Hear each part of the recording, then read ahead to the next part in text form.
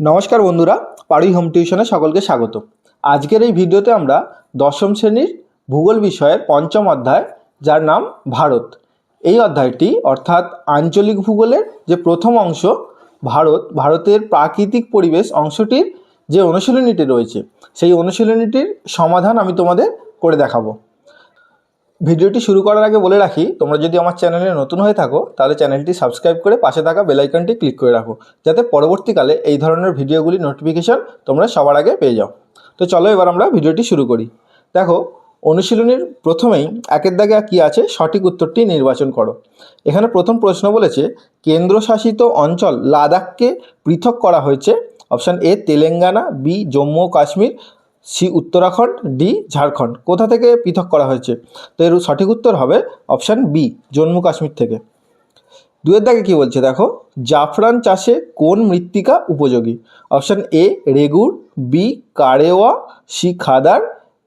এখানে সঠিক উত্তর হয়ে যাবে অপশান বি কারেওয়া। তিনের দাগে দেখো, শিবালিক ও অবহিমালয়ের মধ্যের উপত্যকাকে বলে। Option A Bhabar, B Khadar, C Karewa, D Dun. এখানে সঠিক উত্তর হয়ে যাবে অপশান ডি দুন। তারপরে দেখো, চারের দাগেরটা কি বলেছে, গঙ্গার সাথে যমুনা সঙ্গম নিম্নলিখিত স্থানে অবস্থিত।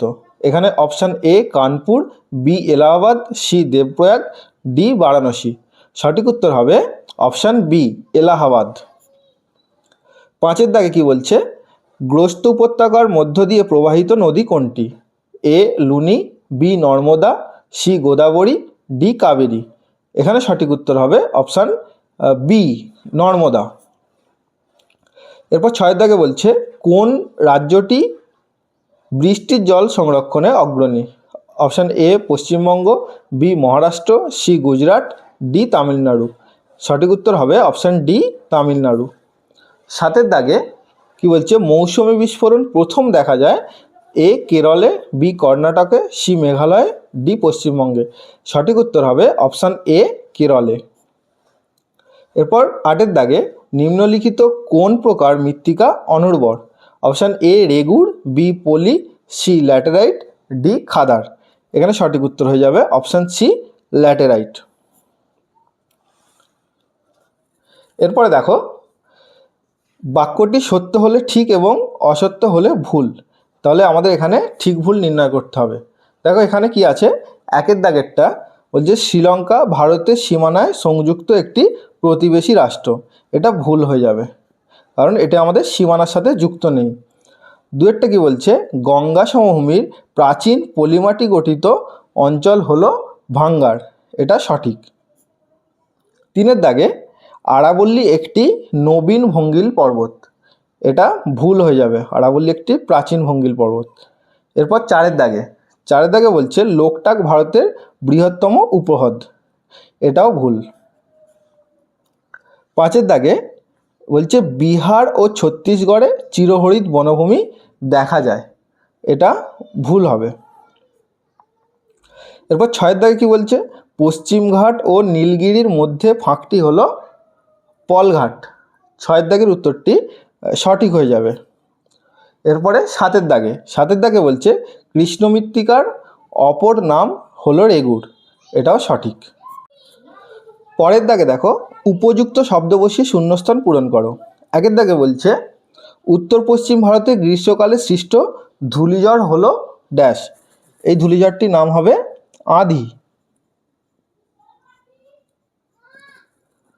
তারপরে দুয়ের দাগে বলছে অরুণাচলে ব্রহ্মপুত্র ড্যাশ নামে পরিচিত। এর উত্তরটা আমি এখানে লিখছি। এর উত্তর হবে শিয়ং ও দিহং।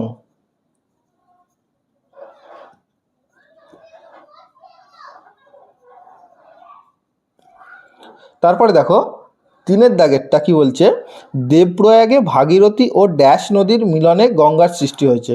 তিনের উত্তর হয়ে যাবে অলকানন্দা। কারণ দেবপ্রয়াগে ভাগীরথী ও অলকানন্দা নদীর মিলনে গঙ্গার সৃষ্টি হয়েছে। এরপর চারের দাগে বলছে অন্ধ্রপ্রদেশের বর্তমান রাজধানী হলো ড্যাশ। চারের উত্তরটা হয়ে যাবে হায়দ্রাবাদ। এখানে একটা কথা বলে রাখি, দেখো তোমাদের বইতে অন্ধ্রপ্রদেশের রাজধানী হায়দ্রাবাদ দেওয়া থাকলেও বর্তমানে কিন্তু অন্ধ্রপ্রদেশের রাজধানী হায়দ্রাবাদ থেকে পরিবর্তন করে অমরাবতী করা হয়েছে। তাহলে এখানে বর্তমানে কি হবে? বর্তমানে হবে অমরাবতী, কিন্তু তোমাদের বইতে হায়দ্রাবাদ করা রয়েছে।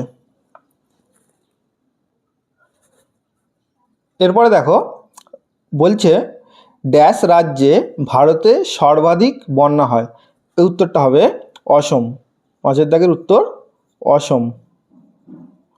তারপর 6 দাগে লাল বর্ণের ইটের মতো শক্ত মৃত্তিকা হলো। এই উত্তরটা হবে ল্যাটেরাইট।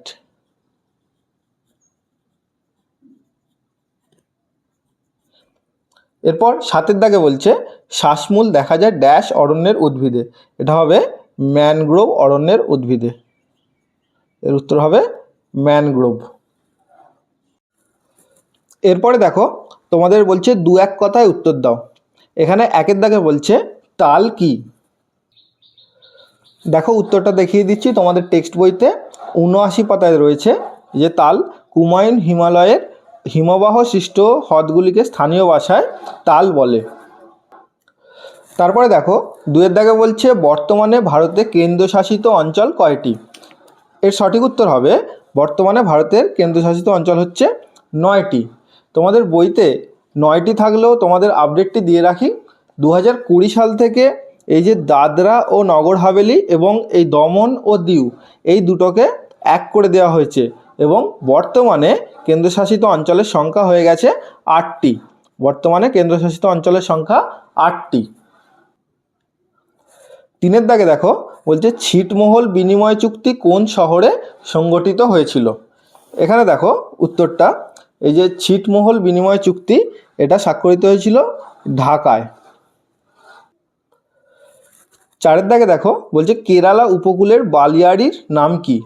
এটা দেখো তোমাদের বইয়ের 86 নম্বর পাতায় দেওয়া রয়েছে মালাবার উপকূল বা কেরালা উপকূলের বালিয়াগুলিকে স্থানীয় ভাষায় বলে টেরিস। তাহলে উত্তরটি হয়ে যাবে টেরিস। এরপরে 5 দাগের প্রশ্ন দেখো বলছে কোন মাটিতে কার্পাস চাষ ভালো হয়? এটা তোমাদের বইতে 101 নম্বর পৃষ্ঠায় দেখো এই যে কার্পাস চাষ কোন মাটিতে ভালো হয়?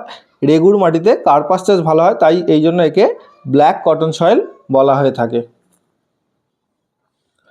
সুতরাং এর উত্তরটা হবে কৃষ্ণ মৃত্তিকা বা রেগুর।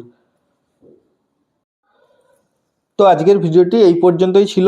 ভিডিওটি যদি তোমাদের ভালো লেগে থাকে তাহলে ভিডিওটি একটি লাইক করে বন্ধুদের সাথে শেয়ার করো এবং চ্যানেলটি সাবস্ক্রাইব করে পাশে থাকা বেল আইকনটি ক্লিক করে রাখো, যাতে পরবর্তীকালে এই ধরনের ভিডিওগুলি তোমরা সবার আগে নোটিফিকেশান পেয়ে যাও।